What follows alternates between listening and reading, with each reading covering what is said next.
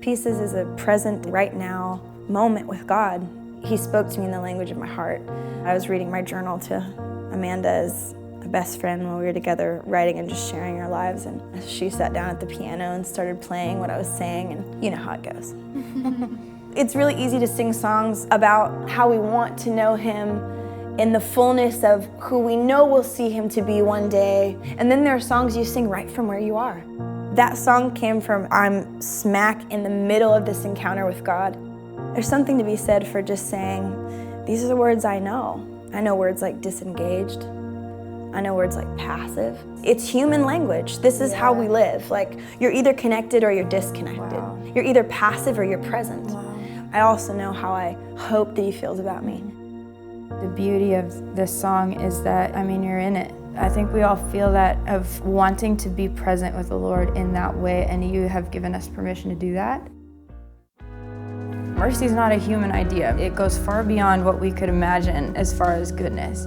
At the end of the year, I had an encounter with the Lord that shaped and shifted my view of Him. It was a major deconstruction of what I had been told to believe and a reconstruction of what my heart always really felt and believed. And all I could lean into is the scripture of how He delights in showing mercy, and mercy triumphs over judgment. I realize He's the righteous judge, and we love to camp out on that, but He's the only one worthy to judge, and He loves mercy. That's right. He's the merciful God. It's in His nature. It's not something that's going to pass away, and it's not something that He's going to stop being, because He can't stop being Himself, ever.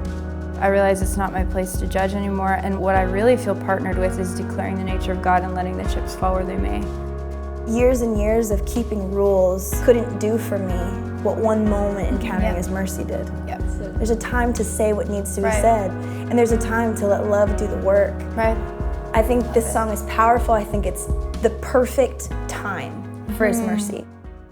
Faithful to the End started with me just singing through Psalms 145 with my guitar. It really moved me because the words of David thousands of years later really spoke to me in my season. And so to look back and to see it now, it's so meaningful. It's actually like a really tender song, between us. Yeah, this song is probably one of the most meaningful songs to me because it started with Hannah and she invited me into it. Looking back on it now, it was the hardest season of our marriage, but it was the best season of our marriage. And so it means so much to sing a song about the faithfulness of God when you wrote it out of a season where you really needed that to be true. Yes. I can remember singing that song for the first time at Bethel and looking on the front row at the guy that walked us through all that we walked through in counseling, singing about the faithfulness of God and looking at him and standing next to my wife and thinking, this is too good to be true, that He's actually this faithful. To hear that bridge, there wasn't a day you weren't by my side, and it actually would be true.